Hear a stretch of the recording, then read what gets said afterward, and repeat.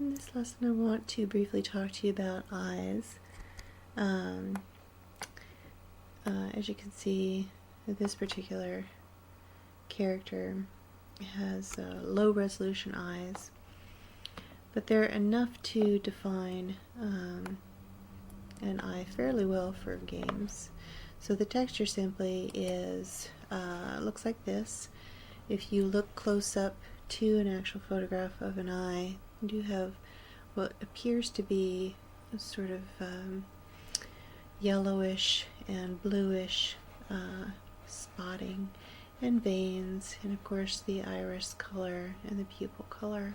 So get all that centered on a texture map and apply it to the eye, and you can see if I hide everything that's not selected, oops, as you can see, if I hide everything that's not selected, I'll select all of the eyes, then you can see that there are two.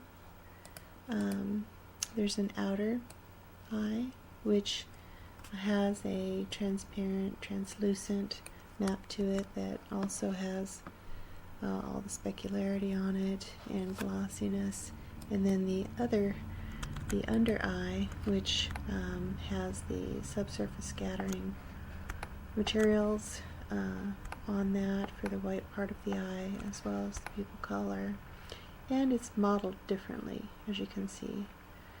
So if you did not see the previous tutorial on the construction of the eye, go ahead and check that out, because it actually, as you can see, it makes a pretty good difference in how that concave surface catches the light in the scene, even with the this specularity translucent object over this. So you end up looking like you have a glossy eye. So it's mapped on again with planar map, and I'll just select that real quick so you can see. Here we go.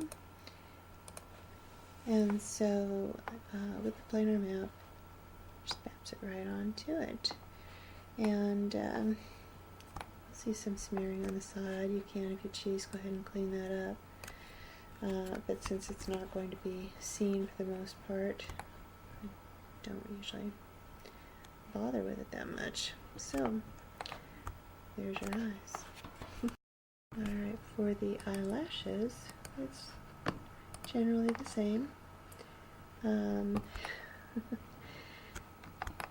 The eyelashes are simply an alpha map, and you can see the actual map that I'm using. And I just Googled eyelashes.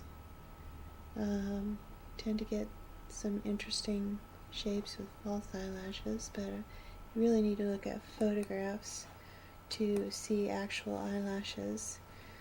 And I just tweaked and twerked on those until I could get them on there.